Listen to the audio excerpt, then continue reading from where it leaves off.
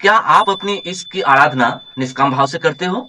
करना भी चाहिए, पर ज्यादातर लोग निस्वार्थ भाव से कर नहीं पाते।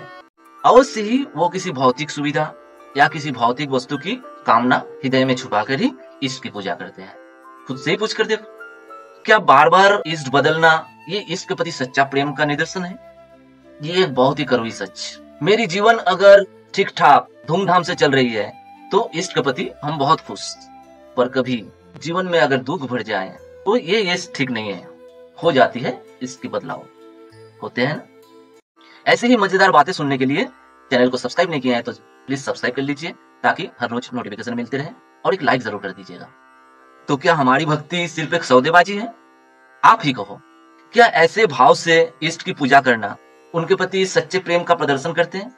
पर हमें सच्चे प्रेम से क्या मतलब? हमें तो चाहिए भौतिक सुख सुविधा। ना मिलने पर इष्टदेव कैंसिल भाई। सुनना चाहोगे असल वजह क्या है हमारे ऐसे अधूरी भक्ति की? हमारे ऐसे मनोभाव के कारण शास्त्र ज्ञान की कमी।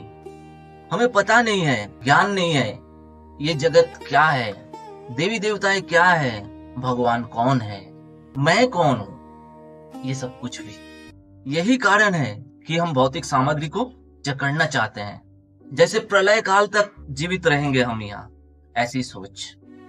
कुछ ही दिनों की अवसर मिली है हमें यहाँ रहने की, उसके बाद जीवन समाप्त। फिर साइकिलिंग कैसी होगी? क्या मोह और कामना इतनी मजबूत है कि इसे छोड़ी नहीं जा सकती? अवश्य ही छोड़ी जा सकती है, पर हमसे नहीं छूट रही है। जानना चाहोगे क्यों? जब तक हमारी खान पान में शुद्धता ना आए, हमारी रहन सहन यानी लाइफस्टाइल में सुधार ना कर पाए, तब तक तो बंधु ये छूटेंगे नहीं। सत्य जानना चाहोगे, हमारे जीवन में सुख दुख कहां से आते हैं? आज तक गलतफहमी में रहकर सुख की कामना लेकर भिन्न देवताओं के पास जाते रहे, पर शास्त्र की सच्चाई तो जान लो। ये बहुत ही गहरी एक ज्ञान है, सीख लो।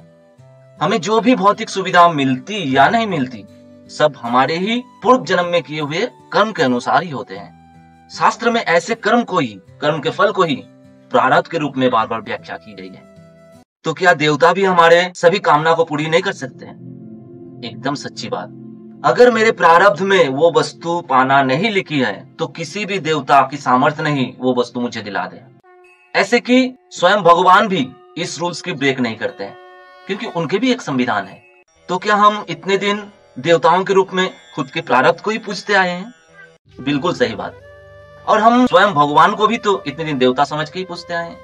तो अगर सच्चा प्रेम चाहिए तो हमें सबसे पहले क्या करना होगा? कामना की त्याग करनी होगी, शास्त्र के सत्य को जानना होगा, प्रारब्ध को माननी होगी, भगवान और देवी देवताओं में अंतर को शास्त्र से जानना होगा। किसी भी देवता के पास जाए तो कामना पूर्ति की मनोभाव से ना जाए। प्रार्थना अगर करनी है तो मोक्ष प्राप्ति की कामना करें, क्योंकि जहां कामना विराजमान हो वहां सच्चा प्रेम तो हो नहीं सकता। और सच्चा प्रेम जब तक ना हो, कामना भी नहीं छूटेगी और मोक्ष की प्राप्ति भी नहीं होगी, जो मानव जीवन का सबसे बड़ा उद्देश्य है। बोलो हरे कृष्णा।